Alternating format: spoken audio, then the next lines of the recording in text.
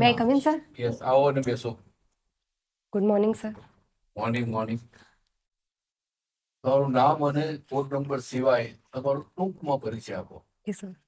Sir મેં મારું graduation commerce બેકગ્રાઉન્ડમાંથી કરેલું છે અને ત્યારબાદ મેં સિવિલ સર્વિસીસની પ્રિપેરેશન સ્ટાર્ટ કરી હતી કયા વર્ષે બીકોમ થયા? 2018માં. અમારું સેકન્ડ ઇન્ટરવ્યૂ છે. લાસ્ટ યર મારું પ્રિલિમ્સ મેન્સ અને ઇન્ટરવ્યૂ થયું હતું જીપીએસસીમાં. અને જો મારી હોબીઝની વાત કરું તો મને મંડાલા આર્ટ કરવું પસંદ છે અને એની સાથે સાથે મહેંદી ડિઝાઇનિંગ કરવી પસંદ છે. બરાબર. નોટબંધી ના ફાયદા અને ગેરફાયદા જણાવો. Yes sir. 2016માં આપણે નોટબંધી ની શરૂઆત કરી હતી અથવા ઇન્ટ્રોડ્યુસ કરી હતી એમ કહી શકીએ. જો એના ફાયદા ગણવામાં આવે તો ઓર્ગેનાઇઝ ક્રાઇમ અને એની સાથે સાથે ટેરરિઝમ જેવા અમુક ઇસ્યુઝ હતા કે જ્યાં ઇલીગલ ફંડિંગ થતું હતું તો એનો એક ઘટાડવામાં એનો ઉપયોગ કરવામાં આવ્યો. એની સાથે સાથે સર લીગલ કરન્સી અથવા જે કાઉન્ટર ફેટિંગ થતી હતી કરન્સીનું એમાં બી ઘટાડો નોંધપાત્ર નોંધાયો છે. એના ગેરફાયદા ગણવા જોઈએ આપણે તો સર સૌથી વધારે એની હાડમારી મધ્યમ વર્ગના અને નિમ્ન વર્ગના લોકોને ભોગવવી પડી છે કે એમને લાંબા સમય સુધી બેંકમાં કતારોમાં ઊભું રહેવું પડ્યું છે. લોકોમાં જાગૃતતા જ નહોતી કે નોટબંધી છે શું, એના ફાયદા શું થશે, એના નુકસાન શું છે એમની માટે. તો સર એ કહી શકીએ છીએ આપણે.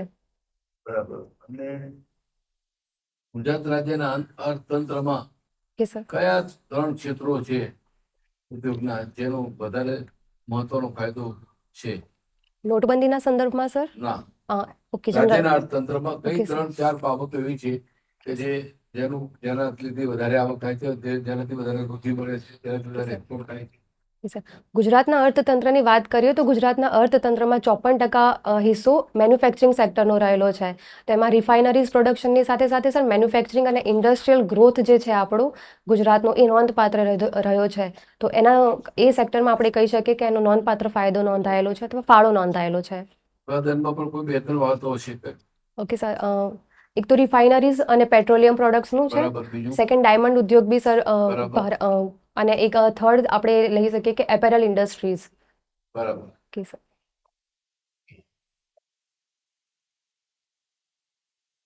એક નવો કન્સેપ્ટ શરૂ થયો છે, હેપીનેસ ઇન્ડેક્સ. Yes sir.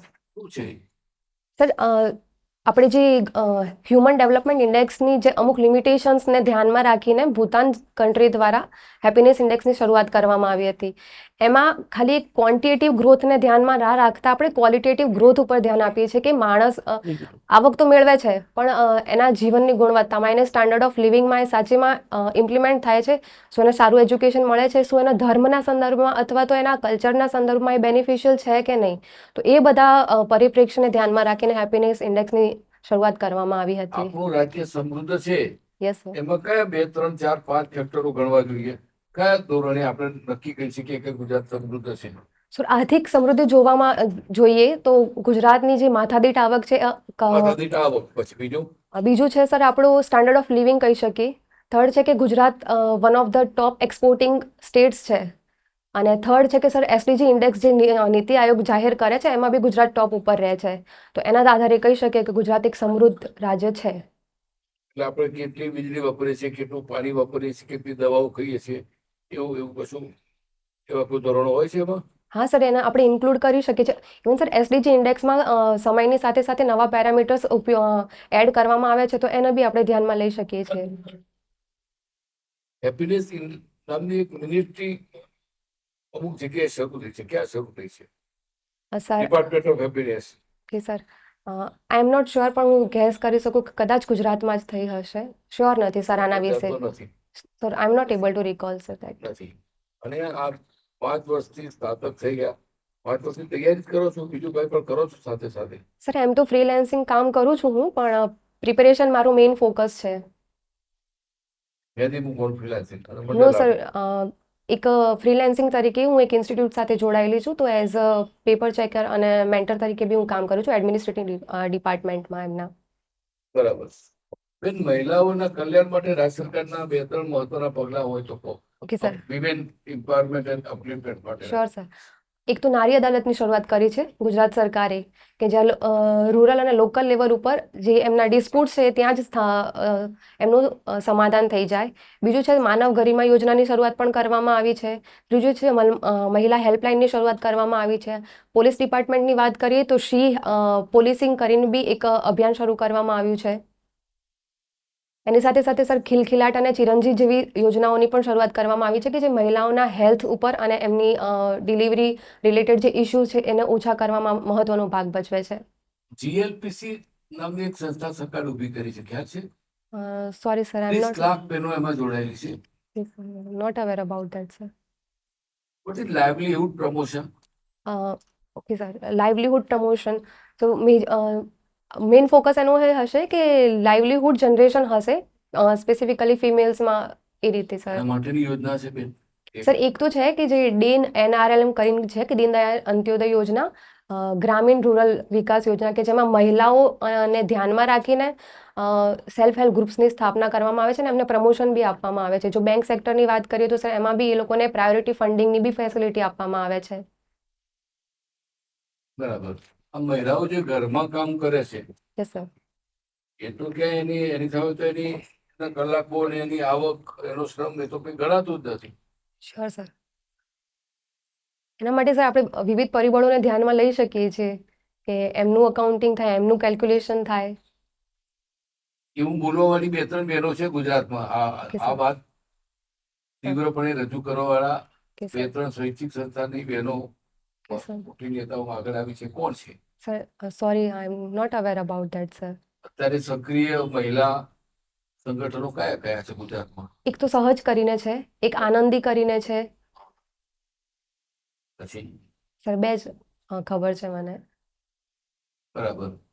એક સેવાનું બી નામ લઈ શકીએ પણ સેવાનું કયા ક્ષેત્રમાં મુખ્ય પ્રધાન છે? Sir mainly sir NGO based છે એટલે વિમેન સ્પેસિફિક નથી, એક ઓવરઓલ એસ્પેક્ટમાં એ કાર્ય કરે છે. સમયની સાથે એનો સેવા મહિલાઓ સંબંધિત માત્ર મહિલાઓ માટે છે એવું નહીં? સર મેજર ફોકસ એમનો મહિલાઓ જ છે પણ ધીમે ધીમે એમનો કાર્યક્ષેત્ર. ઓનલી ફોકસ મહિલાઓ છે? Okay sir. Only focus okay sir. Self employed women's association. Yes sir. એની સ્થાપના કોણે કરેલી? ઈલાબેન ભટ્ટ દ્વારા કરવામાં. અંદાજે કેટલી બહેનો એમાં જોડાયેલી હશે? સર હાલમાં નથી ધ્યાન એ આંકડાનું. Sir more than 1000 or 10,000, not aware about exact number. બરાબર. એમને આંતરરાષ્ટ્રીય એવોર્ડ પણ બહુ મળ્યા છે. જી સર. અમેરિકાના Yes, રાષ્ટ્રપ્રમુખના sir. પતિ પણ ક્રિસલેબને મળવા આવ્યા હતા આ હા, કામ sir. માટે જ. હા સર, રિસેન્ટલી જ મળવા આવ્યા હતા. હા. Yes sir. એશિયાઈ ઈલાબેનનો બીજો પરિચય શું છે? સર નથી ધ્યાન એનું એ વિશે અમને. બરાબર. બીજા કોઈ મહિલા સંગઠનો વિશે જાણતા નથી? નહીં સર. મહિલા આગેવાનો વિશે? નો સર. આઝાદી વખતે 2-3 મહિલાઓ, ચળવળ વખતે 2-3 મહિલા આગેવાનો હતી. Yes sir.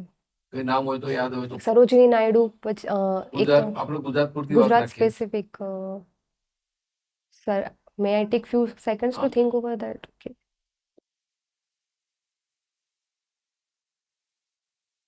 Kasturba Gandhi sir, એમના સિવાય મને સોરી નથી યાદ આવી રહ્યું હમણાં. આપણું પહેલા દેશી નામું આખા રાજ્યમાં લખાતું હતું અને અત્યારે કોમ્પ્યુટરમાં એના પ્રોગ્રામ આવી ગયા છે. Yes sir.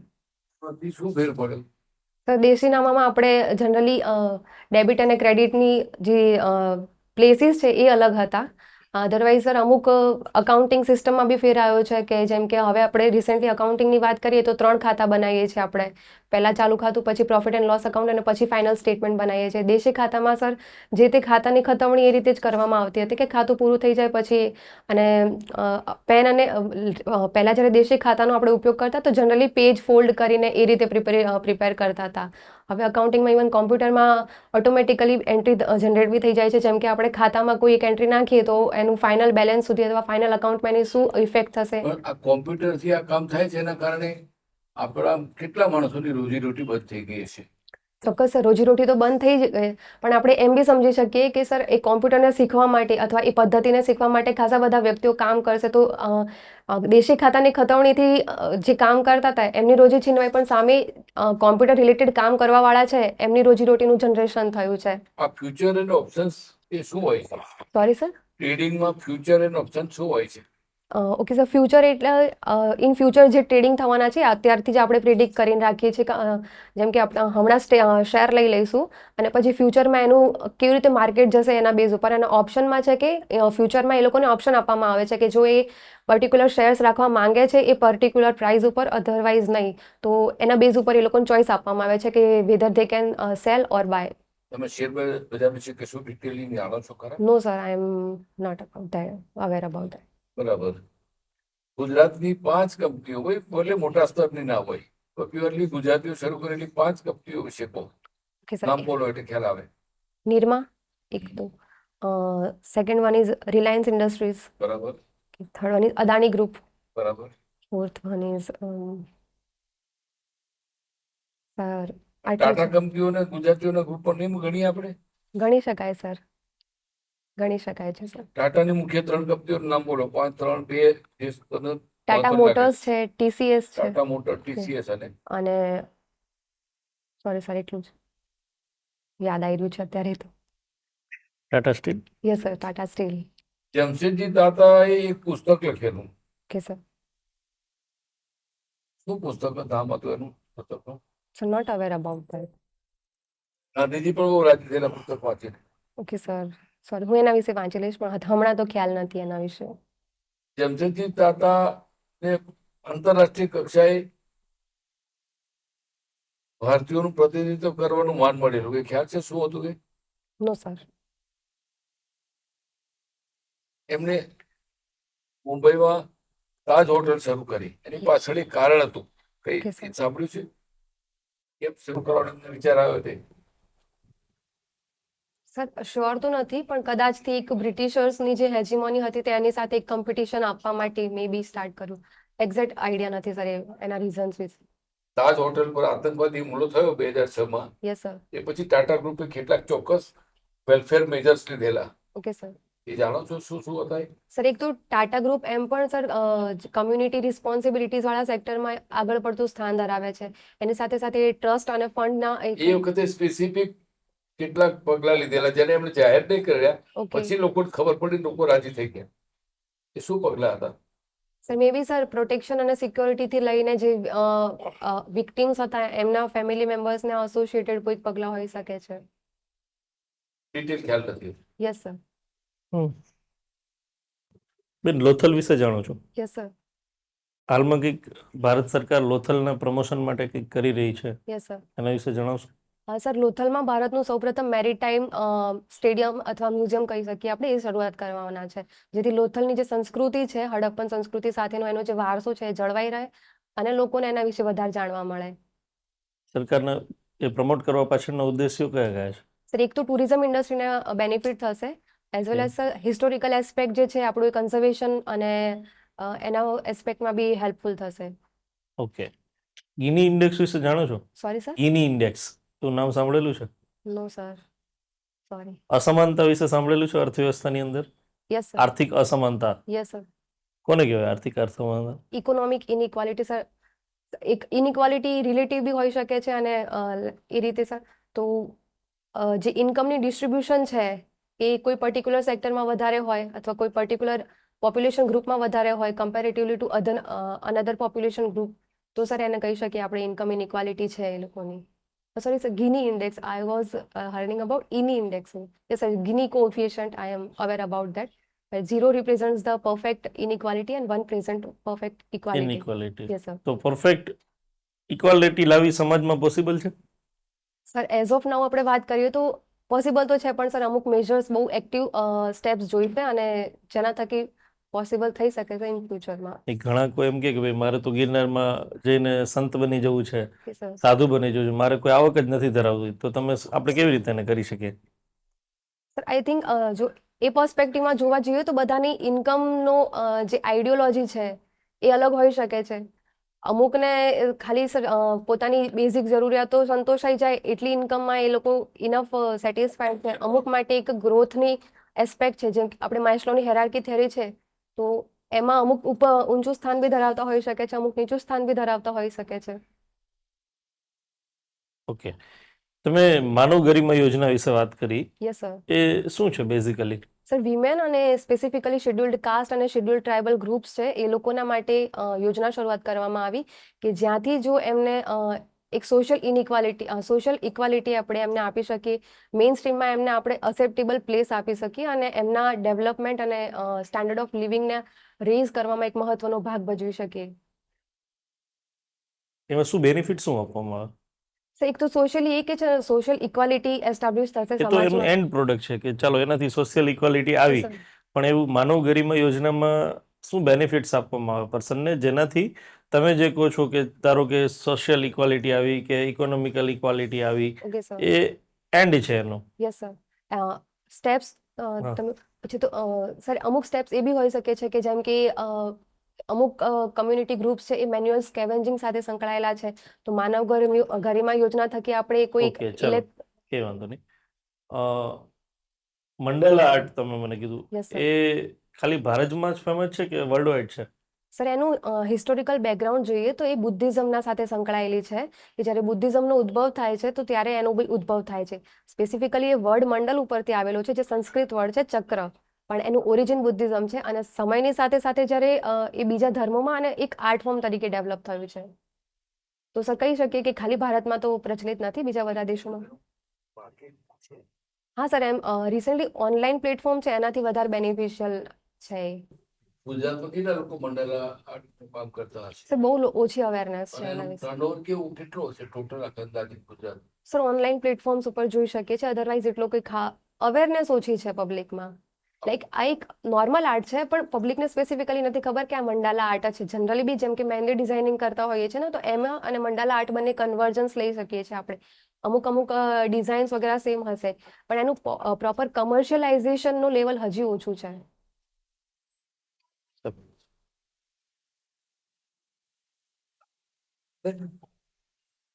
ગુજરાતનું ગયા વખતનું budget yes sir.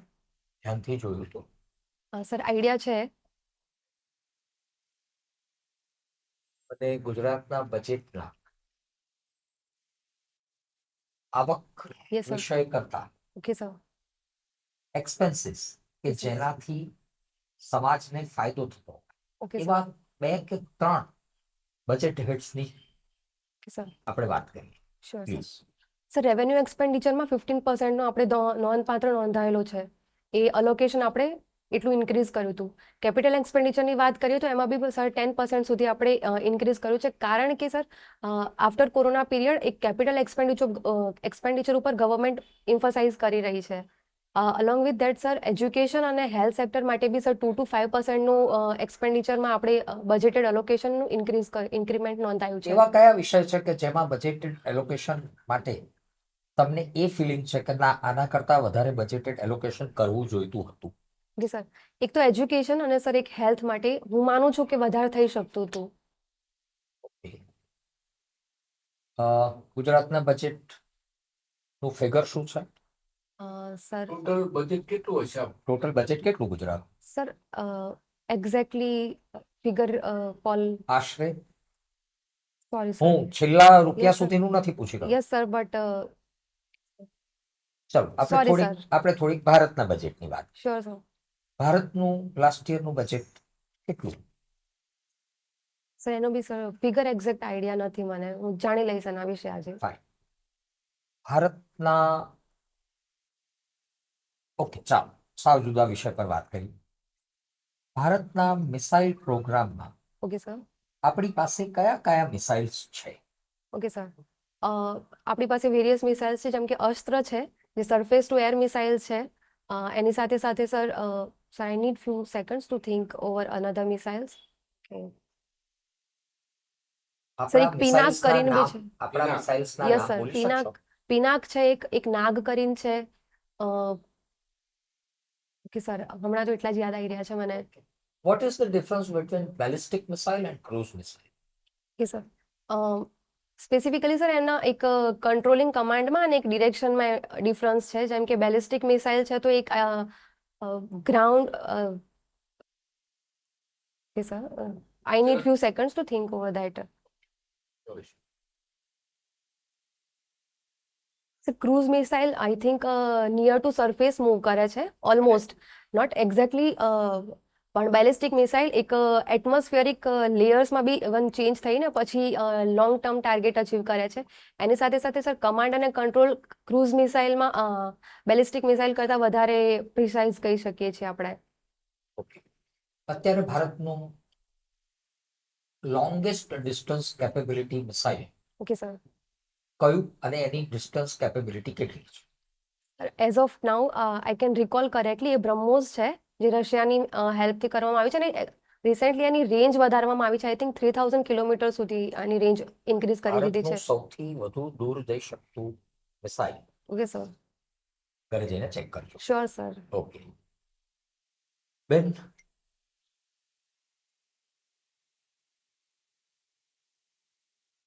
Bitcoin, yes sir. What do you know? Sir A black chain technology ઉપર ડિપેન્ડન્ટ છે કોઈન, જે જાપાન અને કોરિયાથી સ્ટાર્ટ થયેલું છે, જેમાં રિસેન્ટ એક ઇન્ડિવિજ્યુઅલ અથવા સેપરેટ લેજર અકાઉન્ટિંગની સિસ્ટમ છે.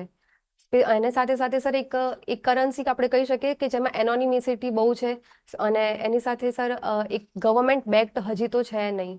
તો એમાં ઇલીગલ ફંડિંગનો બી એક એસ્પેક્ટ આવી જાય છે કે રિસેન્ટલી જો ડેટા જોઈએ છે તો 80 to 90% એક ક્રિપ્ટો કરન્સી દ્વારા જ ટેરરિસ્ટ ફંડિંગ થઈ રહ્યું છે. આઈ થિંક જો અમે તમને 2 મિનિટ પછી Sure, sir. ફીડબેક આપશું. Sure sir. Thank you sir. Thank you so much.